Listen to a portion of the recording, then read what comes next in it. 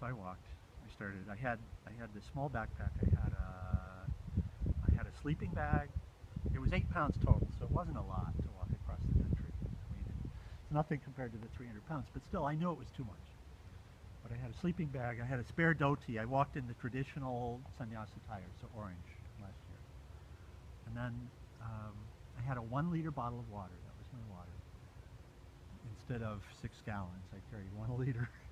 And I did realize that it would have to get refilled. But this was like a placebo for my mind, which allowed me to go. My mind would not accept going without any, but it was able to accept going with a little bit. And this whole backpack was the same thing. It was a placebo for the mind to allow me to go. Sorry? A token. As a token.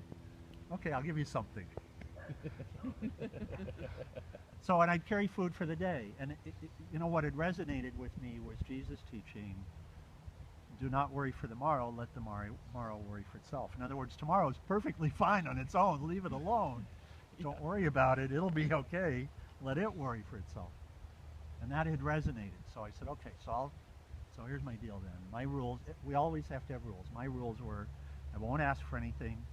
I'll carry only food for the current day, no more than that. And that's only if it's offered. I won't ask for it. But if it's offered, and I found out it was often offered, then I would carry it for the day. And I'd take this 1 liter bottle of water, and water's free in so many places. So it was always easy to fill it up until I got to the desert. And I knew that would happen, but actually living it is interesting. So I got to the desert. It took me 20 days to get to the desert. And I stayed at SRF. SRF has an ashram in Encinitas or Ensenada. I don't remember the name of it. But in the hills, I stayed there for a couple of days. I walked through Julian, which is a mountain town in San Diego County. Beautiful stuff.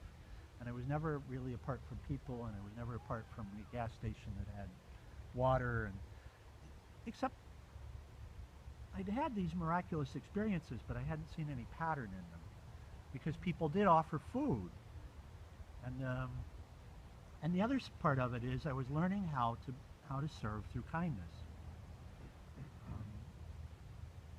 And I want to spend a little bit of time on both of these concepts: the serving through kindness and the surrender of walking through the desert, and what do we experience in that. It continues to happen. So the desert. So 20 days in, I got to the desert. I got to this little town called Brawley. And it's a farm town in the middle of the desert. And I walked through last January 20th, and it's a 7-year drought so far at that point. And it's a farm town. So they pump the water up out of the aquifers. And it's this whole, again, it's like a dream. It's because it can't last. Mm-hmm. But it's this whole artificial farm town. And by the way, the people are wonderful, but it's kind of it's very much a desert oddity. And I stayed there. So I'll describe the place. It's flat because it's really desert, but it's green. The crops they grow are all flat, like hay and sod and that kind of stuff. And it's really a cattle ranching area, but in the drought, the cattle are no longer free ranging. They're all in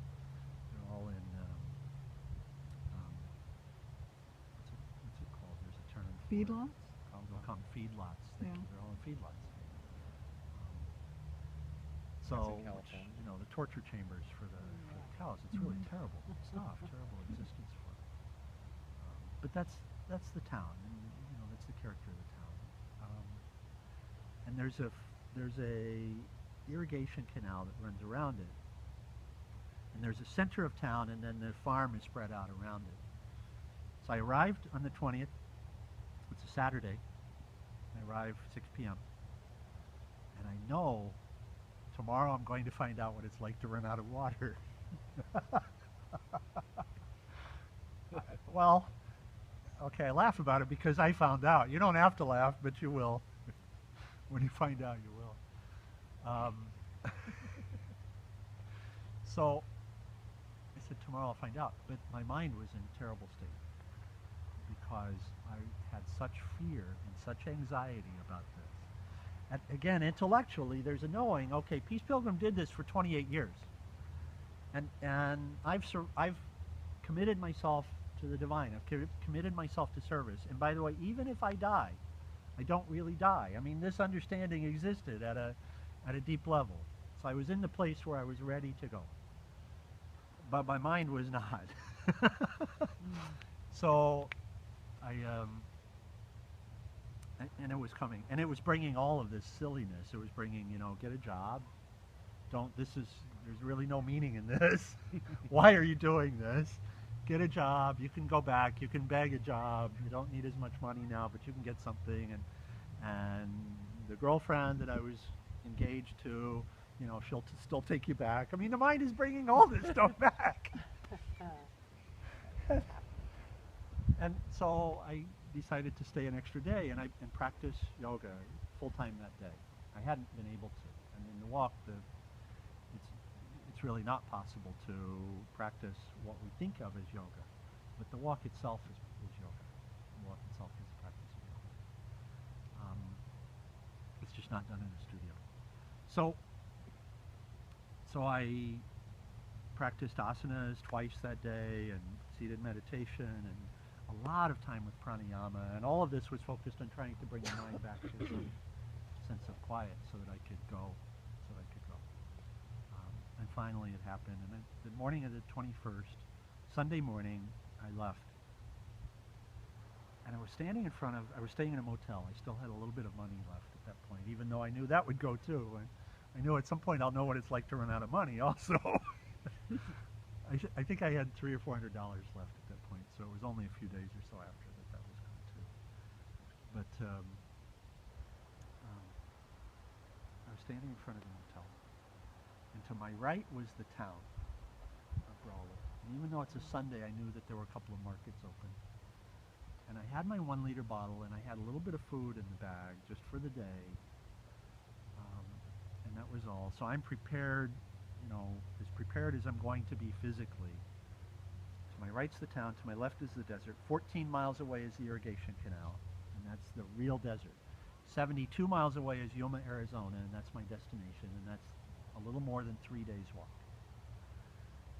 So that's where I'm going. And if you looked at it on a map, it's just white. There's nothing there on a map. Now, if you're down close, you see there's a lot there, but none of it is bottles of water. And there's no food there unless you want to eat scorpions. So, yeah. So 14 miles.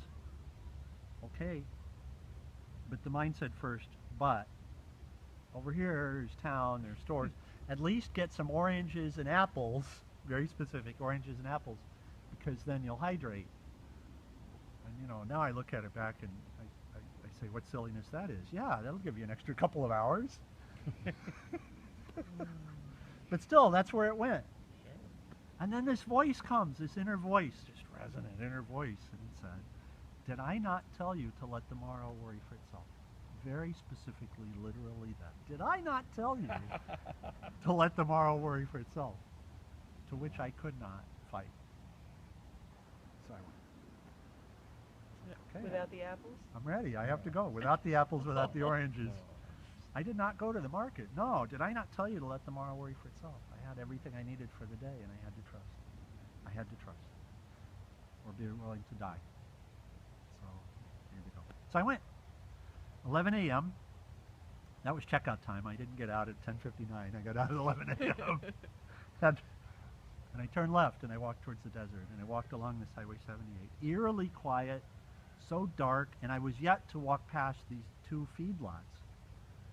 And, as I saw them, you smell them first, and then you know what it is, and you're walking in that, in union with that smell for hours. So I had a 5-hour walk, this 14 miles. And what do I do when I get to the cows? I stop and I pray. I communicate with them. I do everything I can. There's always something we can do. And this is again, is the mind will tell us no, but there's always something we can do. It starts with prayer. It starts with bringing into the light. starts with that. And then if we're given the opportunity to do more, then we do more. But sometimes in some situations, that's all we can do. And if that's all we can do, then that is sufficient. If we do nothing, that's insufficient. But always we can do something. Always we can do at least the prayer, at least the bringing to the light. So I did that. And I stayed there and I talked to them and I took some photographs of them. These beautiful, beautiful, peaceful animals. And then I went on. And it's like this dark day, although it's 80 degrees and sunny. Inside it was a dark day. And finally I got just close to the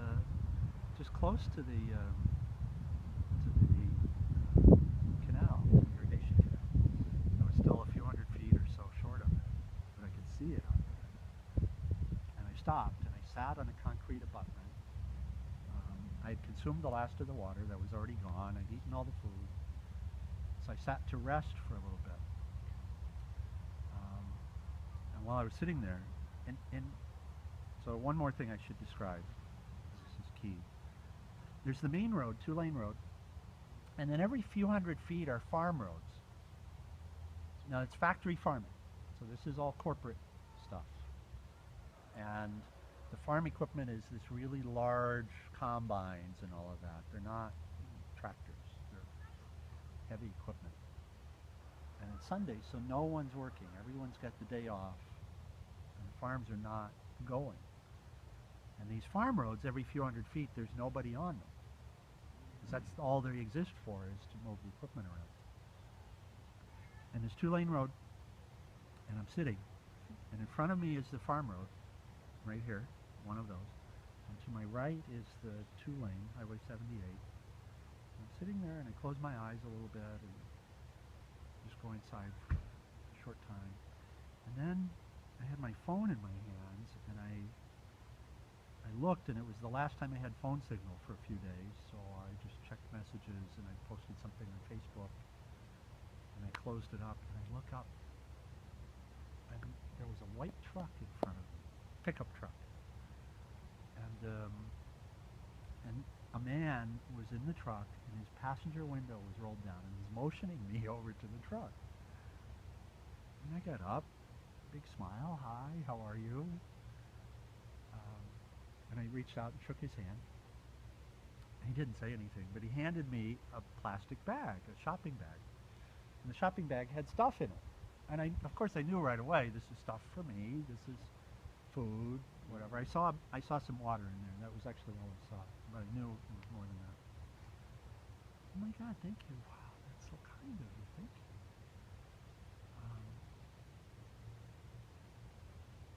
And what did he say next? He said, that's the desert, and he pointed to the desert.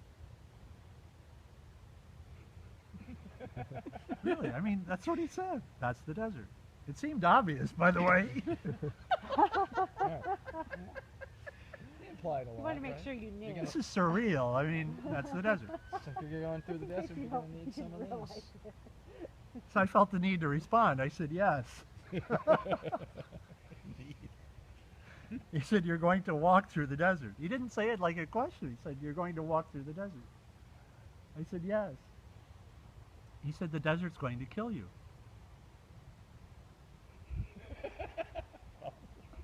What am I going to say then? So I didn't say anything. So he said it again, the desert's going to kill you. He said it twice. The desert's going to kill you. So I said, thank you.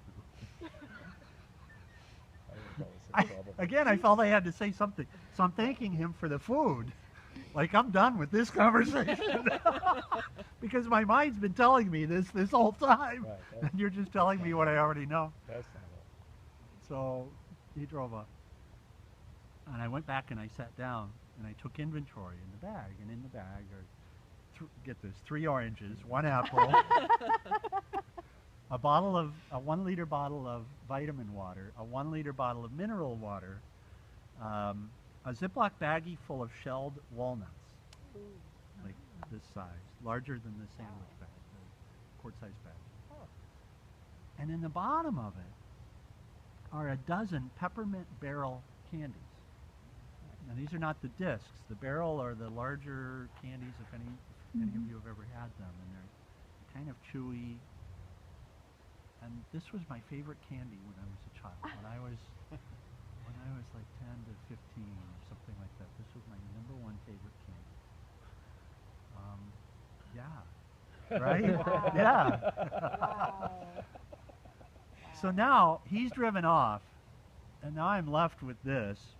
And of course I said, thank you, God, because intellectually and at a deeper level, I got it. Yeah. Right. I got it, right? And you can reflect on this now and you can say, morrow, did I not tell you to wait for the morrow? And here's your food for the morrow. And that was my food for the morrow. That was my supply for the morrow. I had that backpack, it all fit in there. And I didn't need anything else that day except a little bit of water as I continued on. But I'm sitting there now and reflecting on this. So the first question that came was, where did he come from? And I looked, and it's this farm road. And I look down that way, and there's nothing there. There are no houses, there are no buildings. I can't see anything, and it's flat. It's not like there's a ridge, and it's flat. I can see out there. The farm road goes, and then it ends, and I can see the whole thing, and there's nothing out there. Where did he go? That was the next question. Hi, dear. Where did he go? And I looked. He went the farm road. He didn't turn around. He kept going straight on that farm road, and he went that way. And I didn't see the truck anymore as I looked. I didn't see dust either, but I just realized that. Well, and there's no house, there's no building, there's no nothing out there. And by the way, your minds will still be skeptical of this. I know this. But then I'm sitting here. So that helps a little with the skepticism. And then, how did he know I was here? By the way, the where did he come from? The parallel to that is, and where's he going? And there wasn't an answer for either one of those, because there wasn't anything obvious. It just didn't make any sense, is the reality. And then how did he know I was here? So I came up with this idea, or this idea was given to me of his wife had seen me in town. Because the peppermint barrel candies in the Ziploc baggie of walnuts, shelled walnuts, I have to tell you that's something a mother would do. Yeah. Mhm. It's not something that a man would typically do. Somebody pack you lunch for Yeah. sure. Somebody packed me food for the day Yeah. with consideration and forethought. And by the way, as if they know that that was my favorite candy. Yeah, a little magic with the candy. Too. Right? Yeah. So that was why maybe it was his wife. And she packed it. She saw me walking through town and she packed it. That sounds good. Right? How did he know I was here? Yeah. Because this is the next one I couldn't come up with an answer for. But he came this way. And these roads are every few hundred feet. And how did he know this road? Right? And wouldn't he have come from behind me? Wouldn't he have come from town following me out? That would have been the only logical way to find me. The only other possibility was he would have come from the desert. You know, maybe he was out in the desert for the day and his wife, you know, asked him to come back from the desert and find me. I thought about that for a moment. So there was no answer. There was no logical answer. It left me with only one answer. And the answer is Sat, God. I mean, that's the only answer. And again, this resolution. So intellectually, I would say, yes, God exists. And intuitively, I knew it. But now the mind has to shut up. Because there was no other answer. There was no other answer. But you know that wasn't enough. That still wasn't enough. So this had to happen hundreds more times before the mind finally shut up. But you know it does. It finally does. It finally does. And that's part of why pilgrimage? Well, part of it is, Peace Pilgrim would say prayer discipline, but really, through pilgrimage or through living our life as pilgrimage, we find the truth of God. We find the fact that we're never separate. So, by the way, in this book, I share a lot of stories. So I won't now. I'll share one more. But what I will say about the water thing, about the bottle of water, I called this my magic bottle of water. And I would post on Facebook when the really amazing stories that people could identify with would come, and there are many of those. But then there are the ones where people would say, well, that's not weird at all, like when the Border Patrol brings me a bottle of water. But here's what's consistent. That bottle was never empty for more than 2 hours. Wow. In 9 months, without ever asking. Wow. Is that a wow? Which bottle? The one he gave you? The one that I was carrying, because I took the ones he gave me and I filled up the bottle I had. Oh. I never carried more than a 1 liter bottle of water, so I drank part of it, I put the rest of it in there, and I kept on going with that bottle. Now I would replace that bottle later, because it was a plastic bottle and it would get old, and someone would give me something and that would become the new bottle. But it never got empty. But it never was empty for more than 2 hours. Wow. And here's the other fun fact of this, and that is that I would serve in front of me, and I do serve in front of me. You're sitting in front of me. So whatever I share that comes through me, you're in front. I'm not talking to the trees, right? So I wave and smile, and all of that is towards people in front of me. Well, just to make sure that I would see the connection, invariably, the person who would stop and offer water would come from behind me. Wow. That's really cool. Which is a very clear message that says, I'm everywhere and I'm not separate. Yeah. And it's not the only time that this sweetness is shown with the like the candy. These very sweet and amazing gifts that are not separate from our own experience. It's not the only time. There was a